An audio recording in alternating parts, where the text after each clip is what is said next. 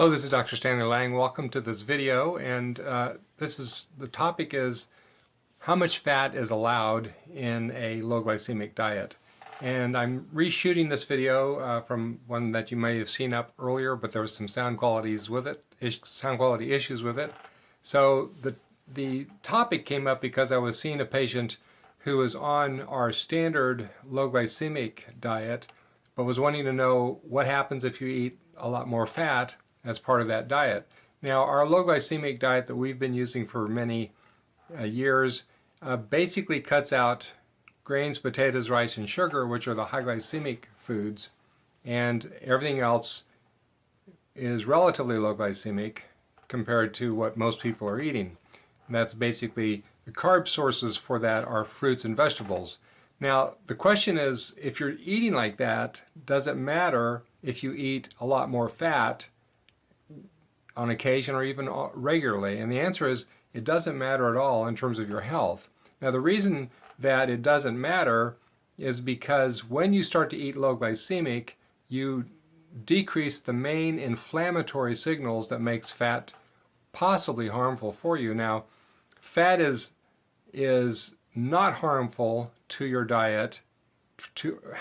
Fat is not harmful in your diet to you if there's not inflammation going on that's damaging the fat or damaging your artery lining. So when you're eating low glycemic, you're pulling away that signal that is the insulin resistance signal that causes inflammation of your arteries.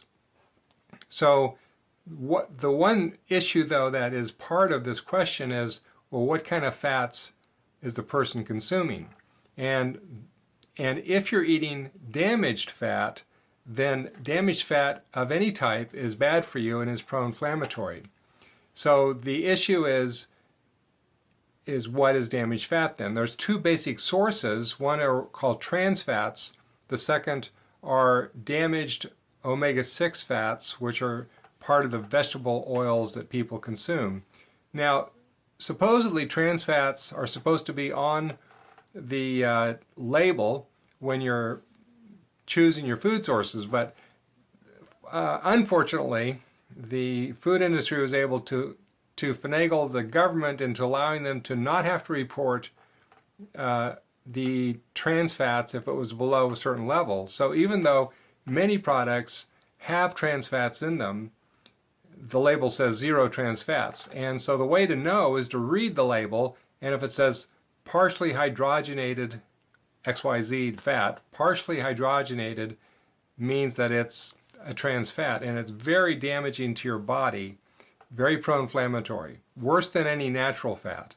But then if you take natural fats that have been damaged, they're also very pro-inflammatory, and so virtually all of the cooking oils have these damaged fats in them. So if you cut those fats out and you're eating low glycemic, essentially there is no limit to how much fat that you can consume on a regular basis as part of your meal. And so it can be 30%, 40%, all the way up to ketogenic range, which is about in the 70% range for most people. If they get up to where their meals are about 70% fat, then they're going to be ketogenic, which pushes the body into a completely different chemistry, which is what we call the ketogenic diet. So in summary, if you're eating healthy fats, not damaged fats or man-made fats, and if you're eating low glycemic, there are no limits to how much fat you can consume. The fat will not be damaging to you, and it will just be something that the body easily metabolizes, and you don't have to worry about it. So I hope you found this clarification helpful. I wish you well. God bless.